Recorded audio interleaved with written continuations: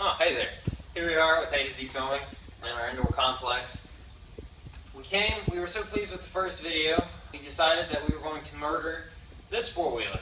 For those of you who don't know, that would be encompassing all of the plastic in spray and bed liner. This tests one of the theories that if you cover it entirely, there will be no edges to put pressure on or to get under where the bonds between the bed liner and the plastic could be broken.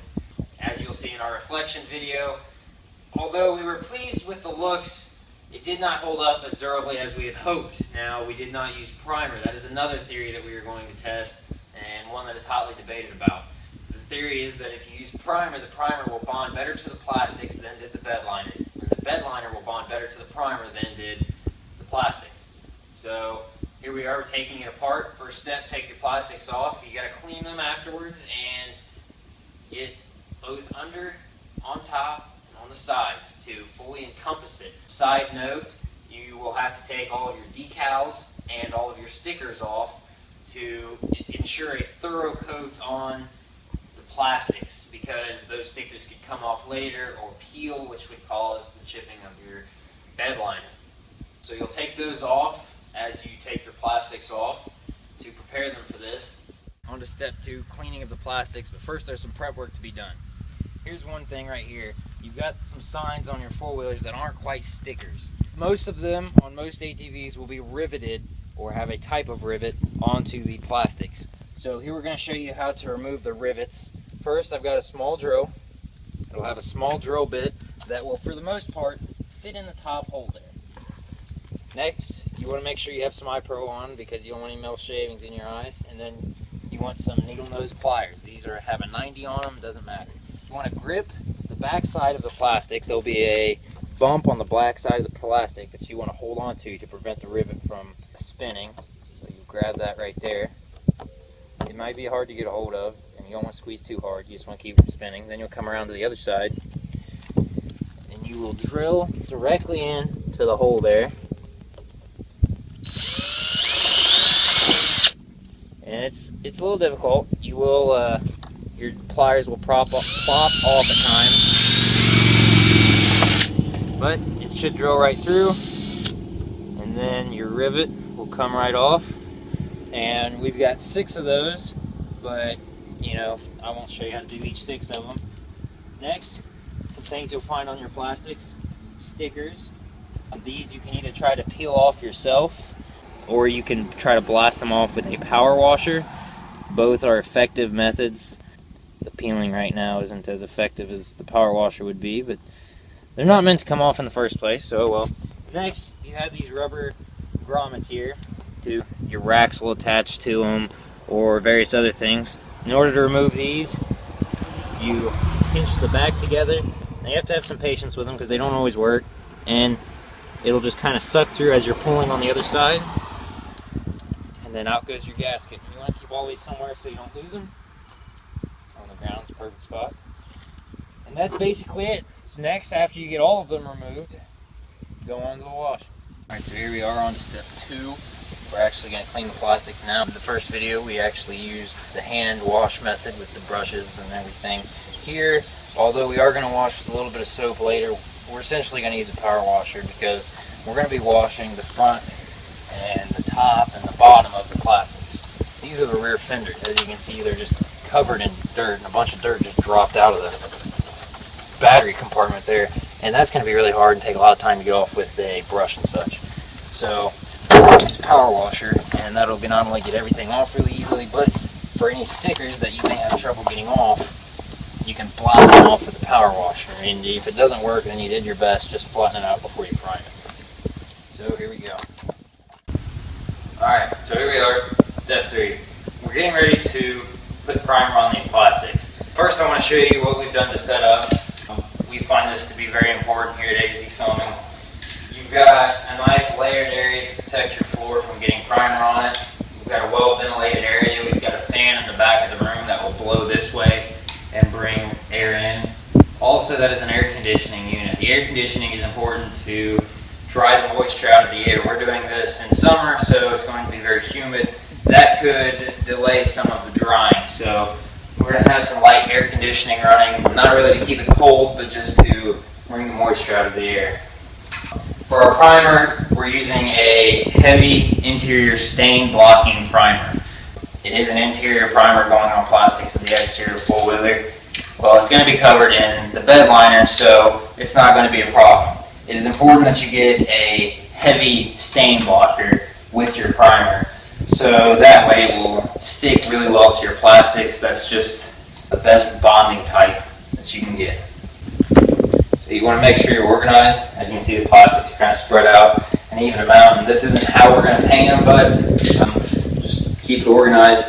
You also want to use, if you're using a spray-in oil-based spray and bed liner, then you want to use an oil-based primer, so that way you have the best compatibility going with the best bonding. So on to the painting here. I'm going to make sure your hand's well shaken. What I'm going to do here is I'm going to try to cover as much of this top as I can, and then I'm going to move it out of the side gently so as to not touch any of the wet primer and go on to the next piece. And then once I've went through all the pieces, this one will be dry because it'll take at least 15 minutes, at least. So I'll come back, and then whenever I went through all the pieces, I'll take this one, and it should be dry on top. I'll flip it over and I'll do the back side. With the primer, we're only going to be doing one coat, but it needs to be one thorough coat. Now, it doesn't need to be thick and laid on and running. It just needs to be thorough so as that you don't miss any. Now, we're using a white color. This is down to personal preference, but white here we can use to see if I missed any spots, because we've got black plastics and the red plastics. So if I miss any spots, I'll see it sticking out with the white. And then also when we move on to the bed liner process, if I miss any places on the first coat, it will be very obvious. Now, if you're a beginner at this, you may want to use a black one, so that way if any of it ever comes off, or if anything ever goes wrong, you wreck your four-wheeler, or you just miss a few spots, it won't be very noticeable because it'll be black. So, here we go.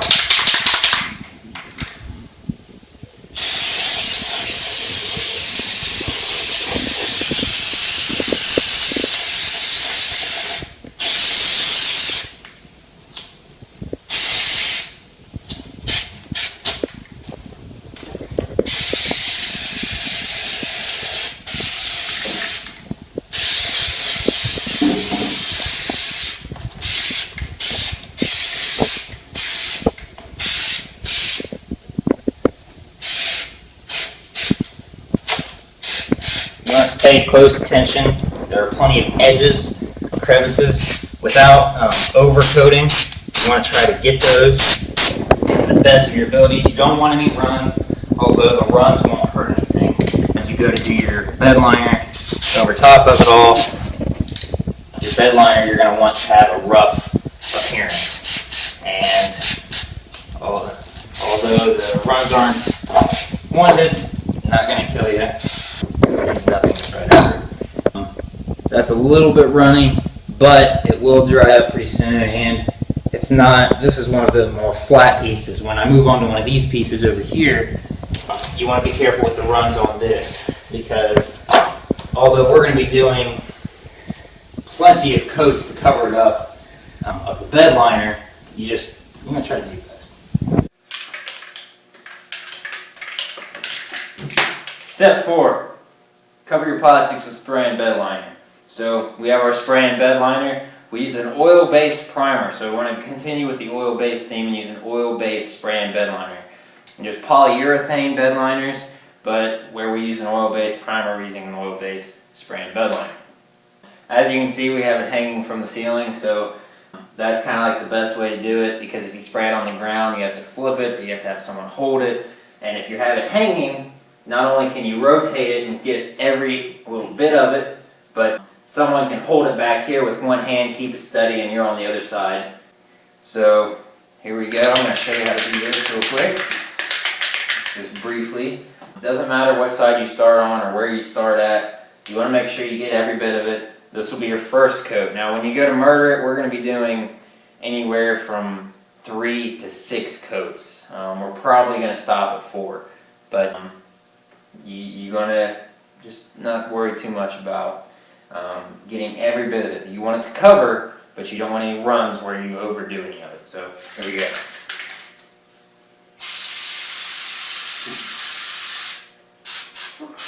That smells.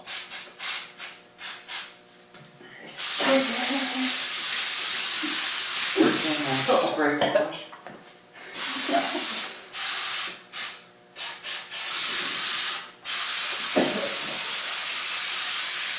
That's terrible. I know. Turn that fan back on.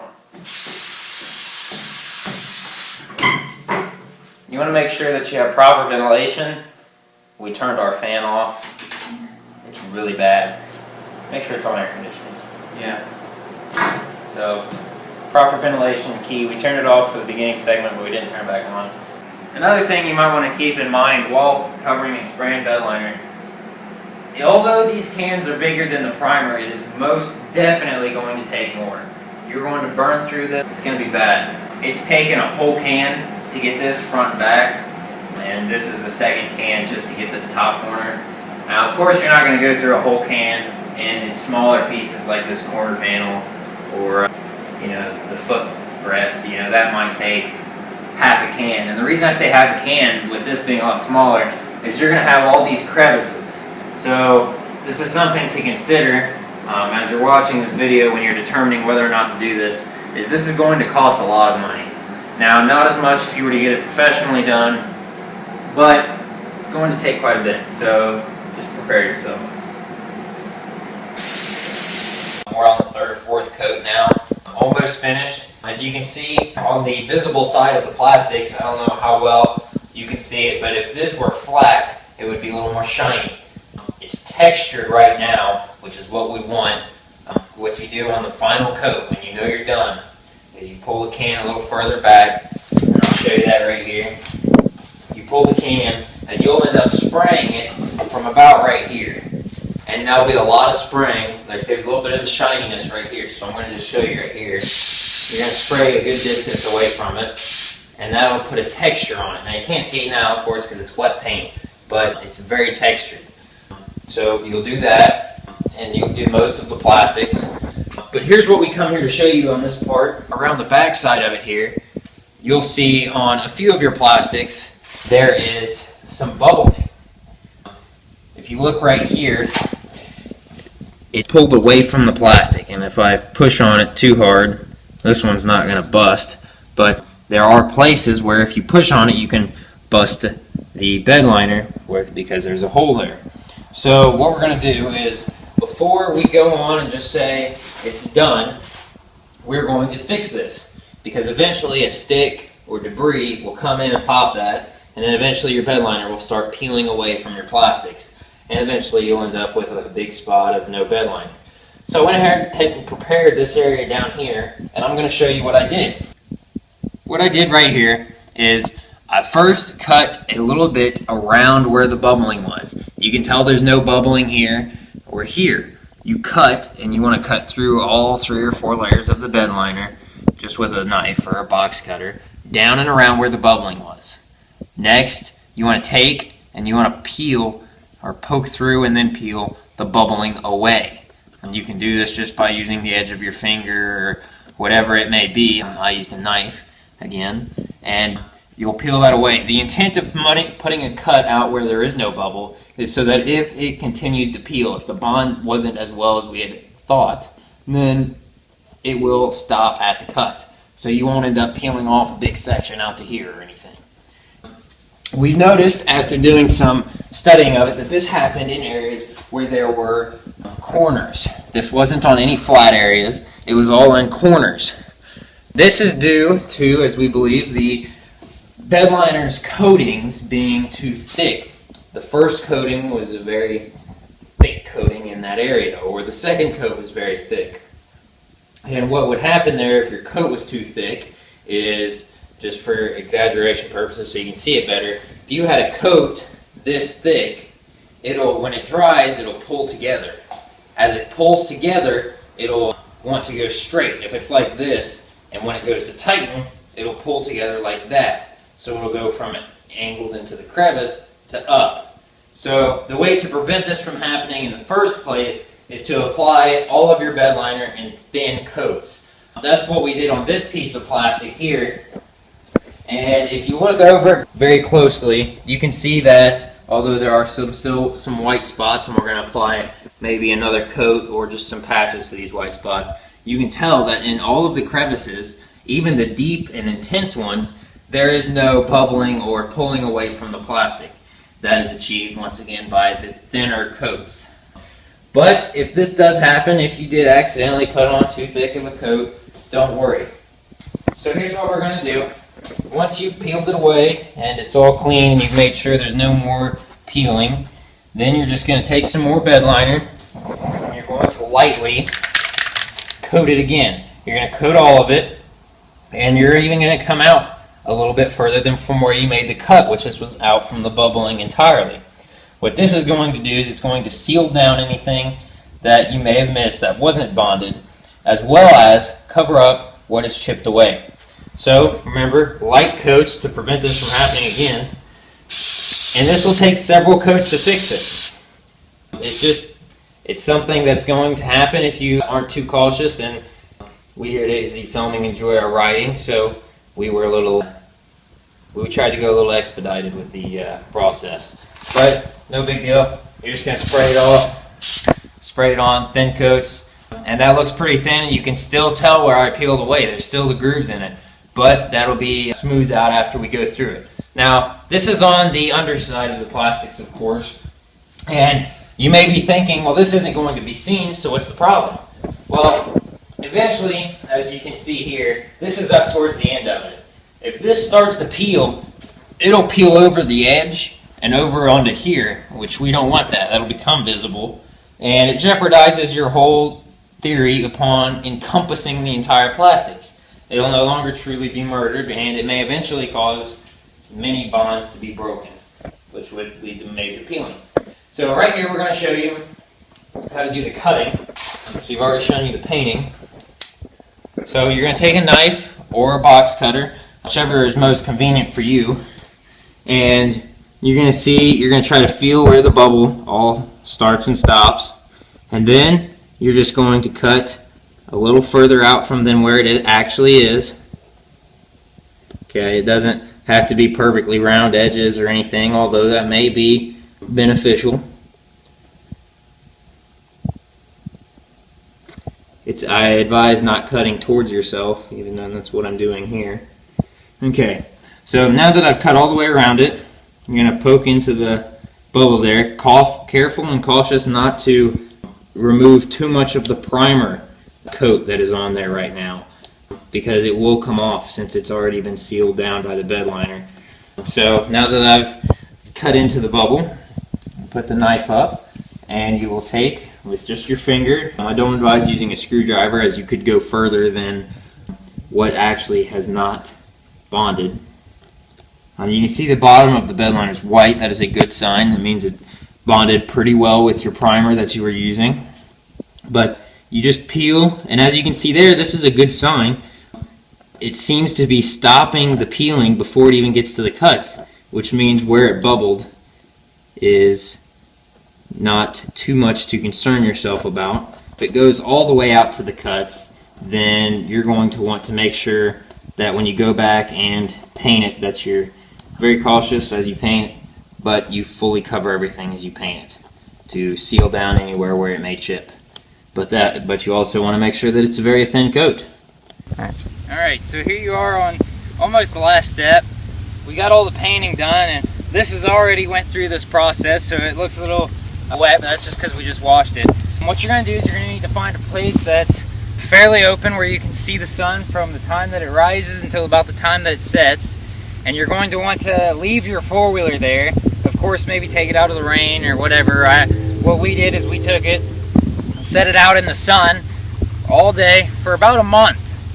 I know that may be somewhat depressing for some of you sitting here at home, but that's what it took, and we wanted it to be absolutely dry. So we set it out for the month and let the sun hit it for just about a month straight, and it dried it out. So we're going to call it the sun baking process, and you're just going to pretty much want to bake it. And after it's about dry, you'll notice that it's pretty hard to dent with your fingernail. And that's that step. Alright, so here we are with A to Z Filming, wrapping up. So here we're going to show you a little 360 of the four-wheeler and kind of allow you to see what it should look like and what you should expect. I want you to look forward to the reflection video that will be coming up soon, and now I'm going to step back so you can get your 360. Please keep in mind that the four-wheeler is a little dirty, although we tried to wash it off beforehand. The ride up here was somewhat dirty, but of course here we are to give you a view and give you what you asked for. So don't forget, once again, to comment, like, and subscribe.